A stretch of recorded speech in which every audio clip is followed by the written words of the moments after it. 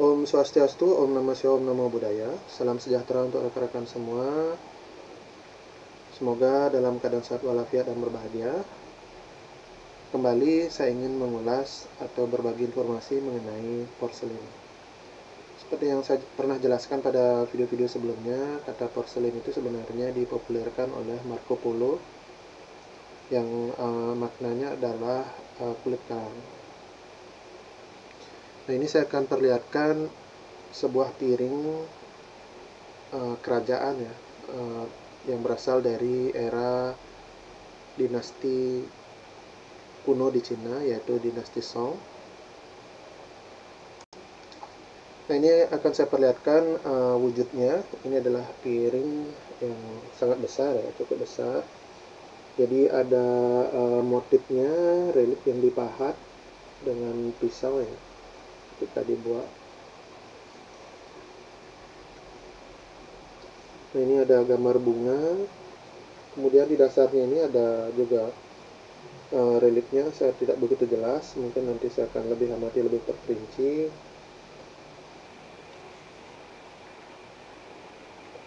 Kemudian di baliknya kita bisa lihat seperti ini,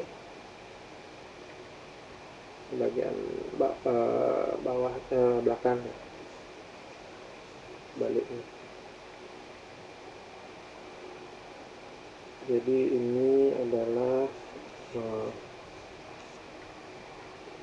piring celadon. Jadi ketika dibuat itu dia dibakar tuh dari sini ya, jadi ditekatkan seperti ini kan, sehingga kita bisa lihat ini glasirnya menetes ya.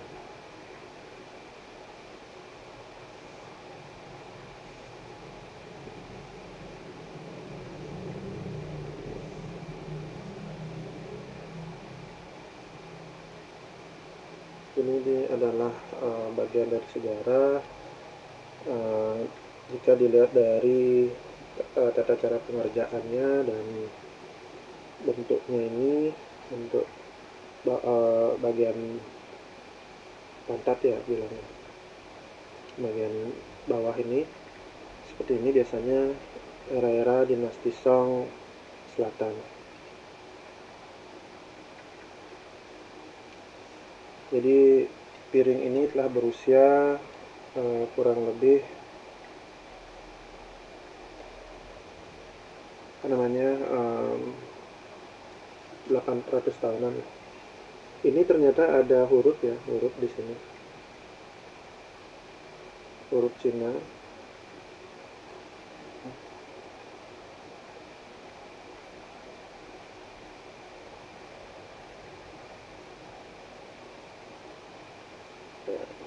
Mungkin nanti saya akan lebih fokus untuk mengecek relief yang ada di dasar ini dan karakter huruf yang ada di belakangnya.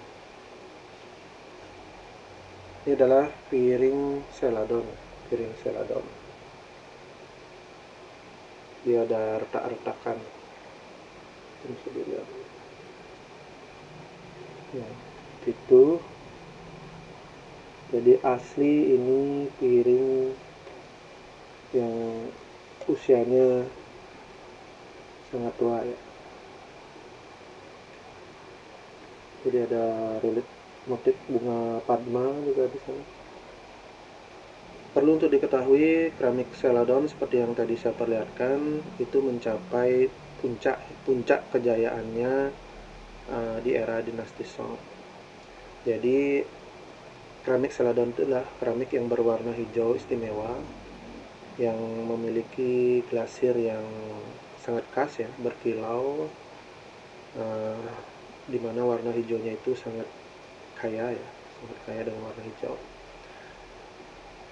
Jadi menurut sejarah itu celadon itu mencapai puncak kejayaan itu pada tahun 960 hingga 1279 Masehi di Tiongkok kuno. Dan pada umumnya yang menghasilkan keramik celadon berkualitas adalah dari daerah Longquan. Ini akan saya perlihatkan lagi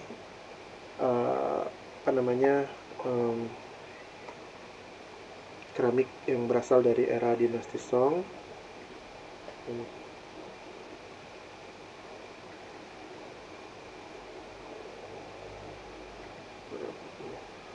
bisa dilihat sangat luar biasa ya, luar biasa.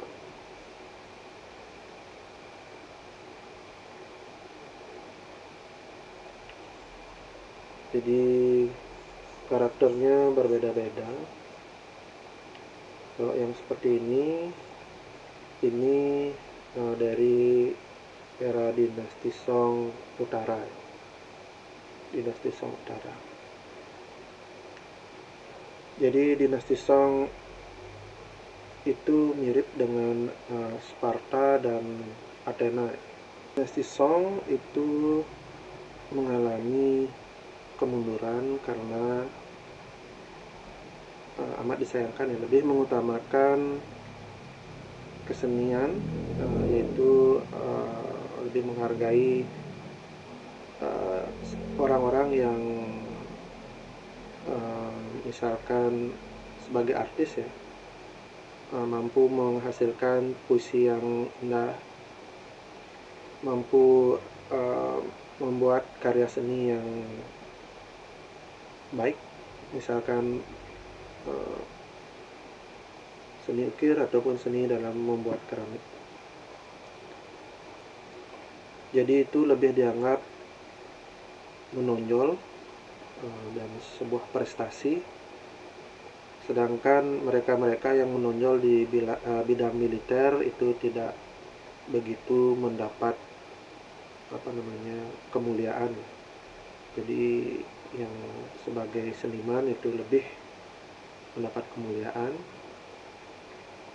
daripada yang berprestasi di bidang militer. Akhirnya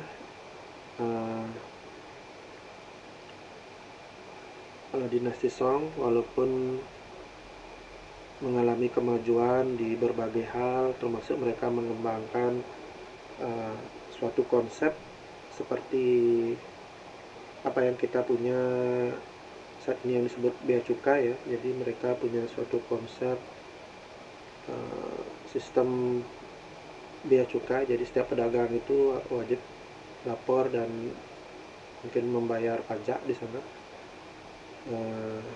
sehingga kerajaan mendapatkan penghasilan yang besar.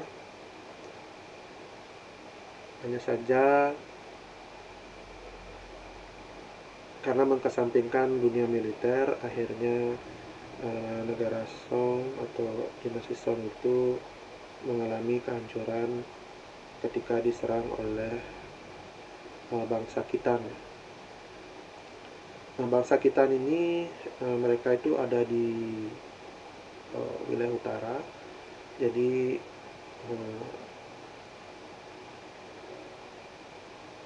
Kaisar dari dinasti Song sempat juga membayar upeti kepada kerajaan Khitan sehingga mereka bisa hidup tentram tanpa gangguan selama ratusan tahun. Ini saja itu jelas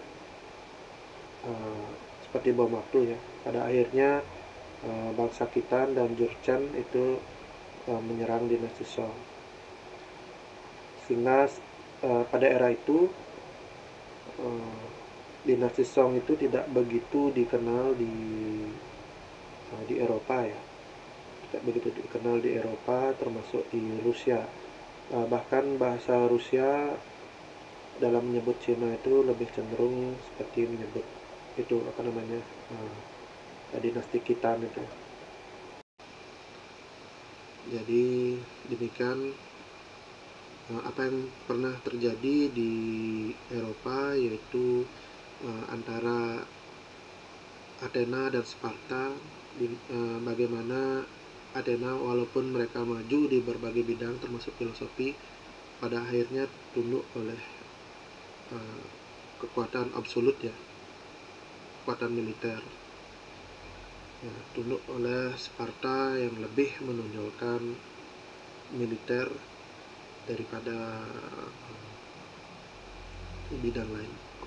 Memang sebuah negara jika meniadakan militernya itu mereka akan sangat rentan sekali diserang oleh negara tetangganya.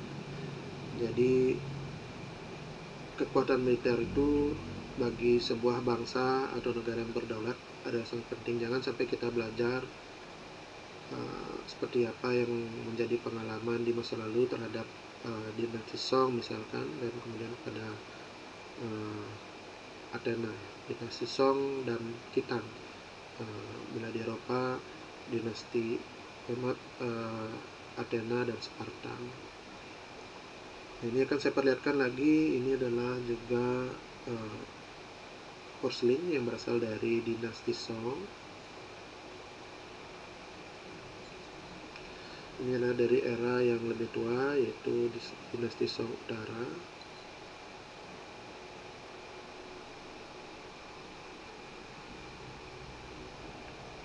Kemudian ini juga sebuah mangkuk, kemungkinan juga bisa dipakai untuk cawan arak ya kadang-kadang.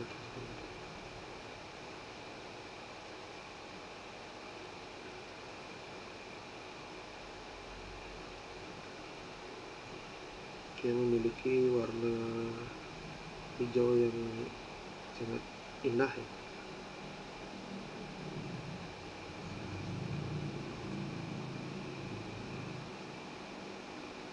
Jadi apa yang saya pegang ini usianya jauh lebih tua dari saya, beratus-ratus tahun. Ini 900 tahunan. Sangat tua.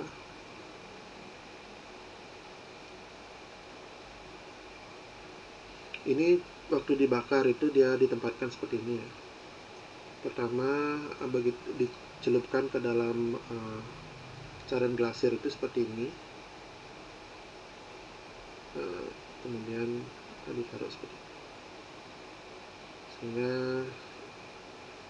dia ada tumpah atau meleleh sedikit dan seperti ini, dan mengeras setelah dibakar. Sangat luar biasa. Artefak usia ratusan tahun dan masih bagus karena dirawat dengan baik. Lalu saya juga punya vas bunga yang pada umumnya dipergunakan pada acara-acara perkawinan. Jadi ini bisa ditempatkan di upacara-upacara perkawinan supaya mendatangkan keberuntungan. Dia ada simbol naga, dan burung phoenix yang melambangkan kebahagiaan. Ini ada burung phoenixnya, ada awan-awan, ada naga, dan burung phoenix. Kenapa bisa kelihatan? Harusnya kelihatan burung phoenix. Itu burung phoenix. Burung phoenix atau mungkin di Bali disebut manuk dewata ya. Itu melambangkan simbol feminin, bisa melambangkan simbol feminin. Di Cina di era dinasti itu biasanya yang memakai simbol burung phoenix ini adalah ratu ya, disebut Hong misalnya. Dragon atau naga itu Liong. Ini naganya memiliki cakar 5. Ada banyak vas guci yang bersimbolkan atau berornamenkan naga yang ada di Nusantara termasuk di Bali, kemungkinan memang biasanya kalau di Cina itu tidak boleh benda-benda yang identik, hanya boleh dimiliki kaisar itu dimiliki orang lain. Jadi karena mereka rasa untuk diperdagangkan jauh di luar wilayah kekaisaran Cina, sehingga mereka tidak masalah dalam memperdagangkan benda-benda yang seharusnya jika di Cina daratan hanya boleh dimiliki kaisar. Bahkan untuk naga yang berkuku 5 itu selain kaisar itu tidak boleh. Jika seorang pangeran, dia hanya berhak menyimpan pernak-pernik yang berornamenkan naga dengan berkuku atau bercakar 3. Ini adalah vas yang ada dua simbol makhluk divine ya, yaitu naga dan burung phoenix. Di simbol kebahagiaan.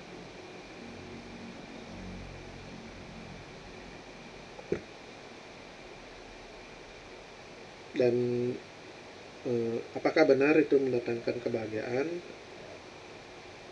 Menurut saya memang benar, karena melihat saja saya merasa berbahagia, jadi memang membawa kebahagiaan bagi yang menyenanginya. Jadi ketika Anda merawat benda-benda, artefak-artefak yang ada nilai historisnya, tentu ada suatu rasa kebanggaan dan kebahagiaan.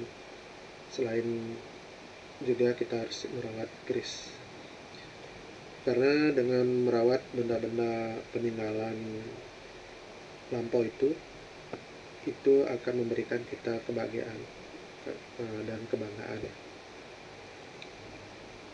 Dan juga sebagai orang Nusantara, tidak lupa kita harus juga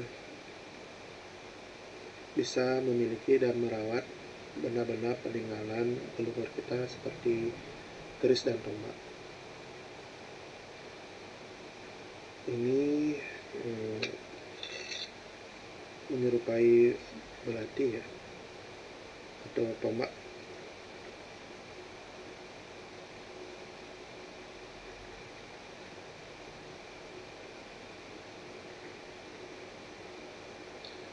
Ini namanya duwung.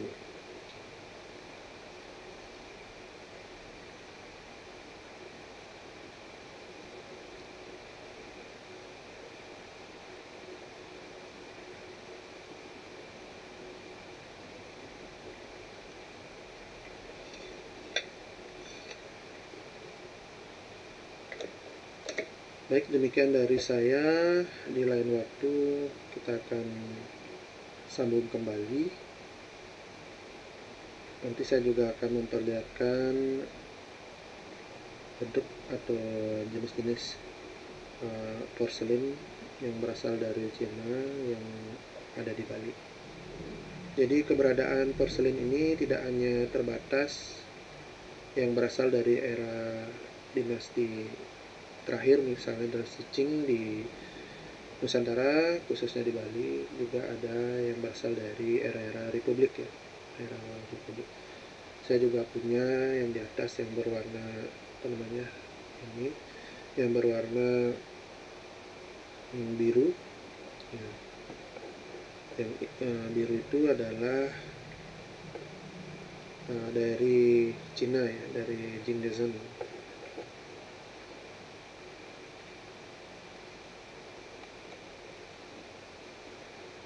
Jadi bentuknya itu seperti labu ya, untuk angka 8, dan warnanya biru sapi. Kalau yang ini juga sebuah piring yang baru saya tempatkan ya, dengan stand yang biar terlihat itu juga dari era dinasti Song. Ada banyak porselin yang beredar di Nusantara dari dinasti Song.